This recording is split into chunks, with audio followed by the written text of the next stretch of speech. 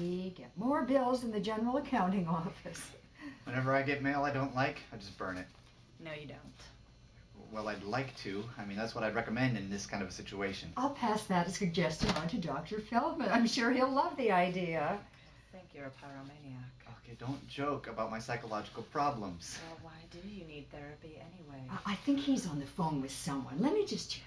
Doctor, I realize your time is very valuable, but I'm worried about my beard. It's changed. It's looking different. I mean, can you do me a favor and take the time to look into the light?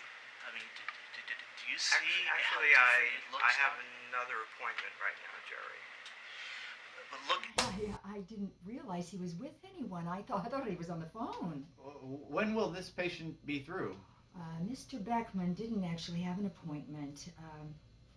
He stops by any time of the day or night. He must have slipped through the terrace windows. Really? Well, he's very insistent. He calls Dr. Feldman and he stops by when he doesn't even have a scheduled appointment. That's kind of reassuring, actually, knowing that there's somebody out there with worse problems than I have. This character comes from somebody who has an anxiety, and in my life there have been many experiences of positive anxiety and negative anxiety, and along with the positive anxiety exudes that body behavior and that personality. Along with the negative anxieties, that same, i.e. that gets contract or expand. And what was very helpful to me in the scene was the work of the psychiatrist, because I tend to heighten things, I tend to become dramatic about things, and when I heighten things, I become expressive. Look at it. You see what I mean, doctor? You see how different it looks? I'm worried. I'm more worried about it now than I've ever been, doctor. I'm very worried about my beard. Well, actually, we don't have time to get into it right now. We have an appointment scheduled for next Thursday. Okay. I understand that. God Almighty. What I will do is, before I make this appointment on Thursday with you, doctor, look into my eyes. Do you see how I feel? Do you see what this beard's doing to my personality and my behavior? I understand. All I'm going to do before I leave is just ask you, plead with you, that you give me your own professional opinion about this beard that you see me wearing on my face. Please, doctor! My professional opinion. Yes, your professional opinion about this beard. Jerry, I'm a psychotherapist, not a barber. If you knew me, if you was wearing, you might understand where I'm coming from, okay? Could we get into this on Thursday? I think that'd be a better time to well, explore this. If I come back on Thursday, doctor, if I come back on Thursday, you will give me your professional opinion about the beard that I'm wearing on my face. You will? Yes, of course, absolutely. Okay. But before I go, doctor, please tell me that I'm right. Please tell me that the beard looks different, as I'm telling you it looks different. Can't you tell it's changing the behavior of my body and how I'm acting and how I'm behaving? Well, I have an idea. Why don't you go home and come back on Thursday, and in the meantime, why don't you write a journal? Oh, you want me to keep a journal on this beard? Just mark down any changes that you've noticed in your beard between now and then, and we'll take a look at the journal on Thursday. But what happens, doctor, if I notice any dramatic changes when I get home? Well, mark them down in the journal, and if you need to, you're welcome to call me anytime. If the changes become that dramatic, can I fax them to you? Well, I don't think that'll be necessary. Just bring the journal in with you on Thursday. Doctor, look, I want to thank you for your superlative professional opinion about this beard, okay? I just know I wouldn't be able to cope with this if it wasn't for you. That's fine. And I want to take this opportunity to thank you for everything that you've done for me. Well, you're quite welcome, and I'll see you on Thursday. I just want you to know that I'm so overwhelmingly pleased with your services that I'm going to write a letter to the American Psychological Association. That won't be okay, necessary. maybe even the New England Journal of Medicine regarding your treatment for this problem I have with this beard, doctor. That absolutely won't be necessary, Jerry, but thank you. And we'll see each other on Thursday, and be sure to give me a call if you need to.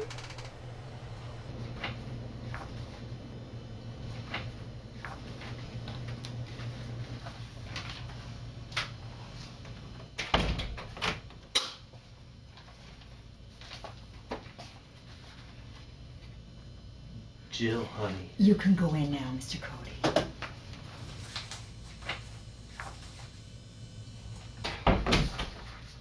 Jill, honey. Do me a favor. Things are bad, Doc. How so? I mean, it's the same problem that I've been talking with you for the last few months, but I mean, it's just my wife has become so bossy and I just can't take it. When did this problem start? About a year ago. I mean, it was right after we were married. I mean, I noticed when we were dating, but it didn't bother me then. But just ever since we've been living together, it's unbearable. She takes charge of everything. She's totally in control, like I'm married to my mother or my father. I just need to tell my husband something. No, you can't go in the room when the session's in. I just need to tell him they have a train catch. Oh, no, that's the rule, and I can't break that for any reason. Once a patient goes through this door, it's strictly off limits. Dr. Feldman insists on that. No one enters this door after the session has started.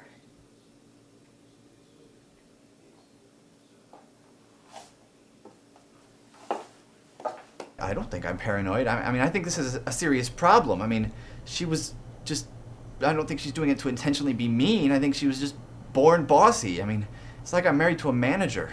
I normally take my break right after your husband finishes, but because of Mr. Beckman, I have to leave right now, so there's a coffee machine down the hall if you would like something. Thanks.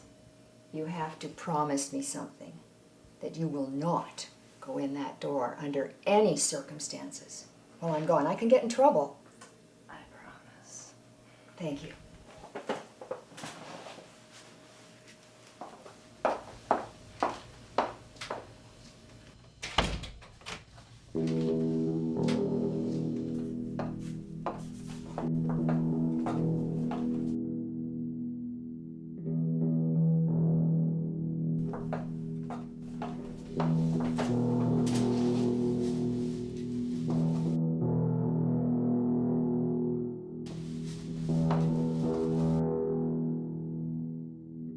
Can I tell you something that I've never told anybody?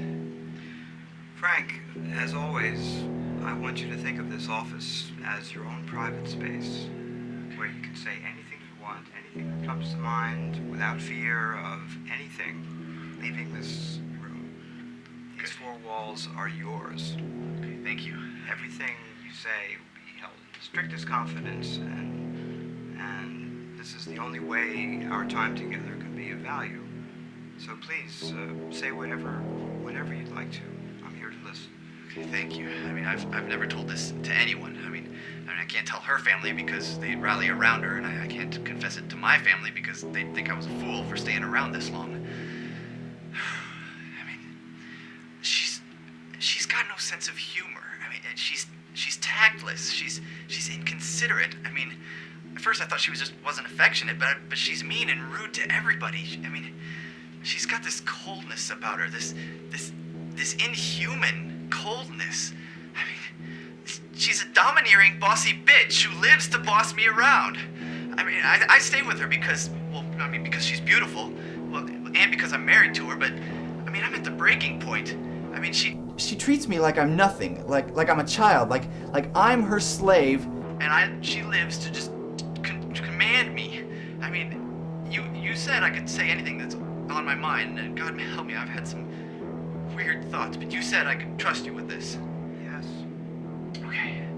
Because, I mean, it's gotten so hard right now that I've thought of having an affair, or, God help me, I mean, I've been so angry lately that I've thought of killing her. You have. Yes. God help me, I have.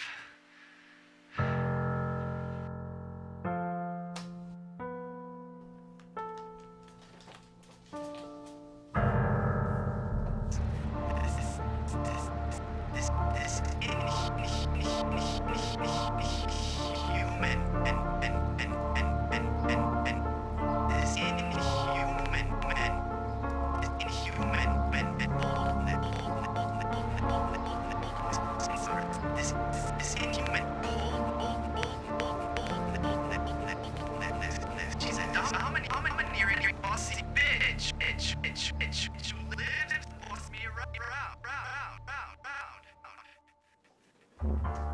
Sorry about that, Mom.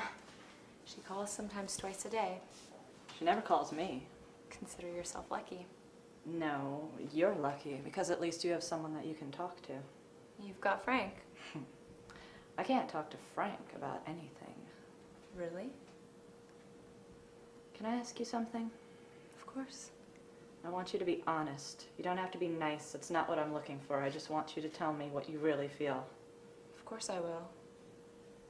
You know Frank sees a therapist.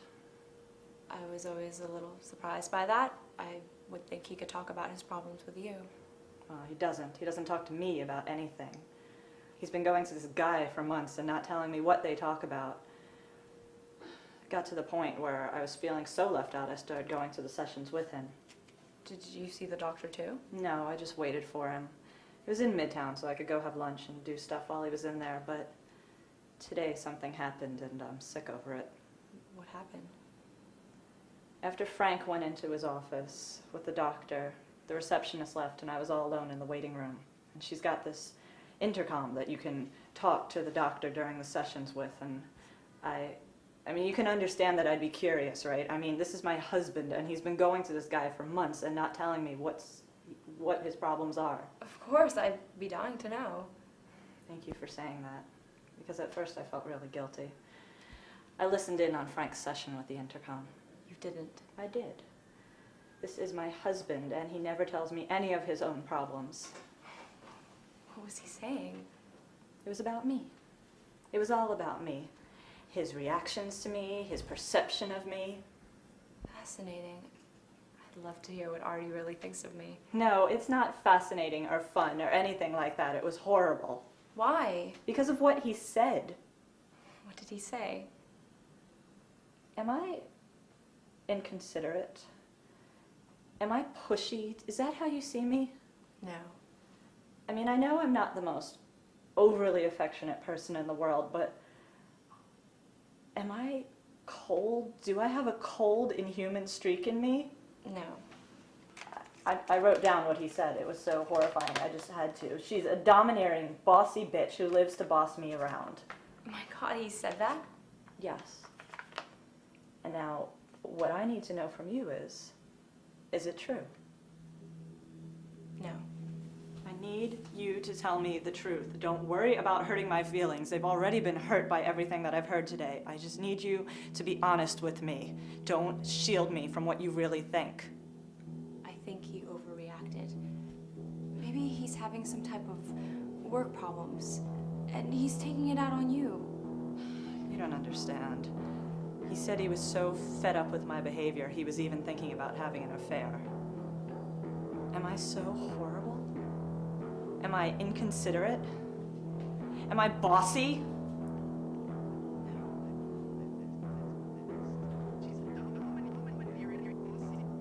Was I bossy to you while we were growing up?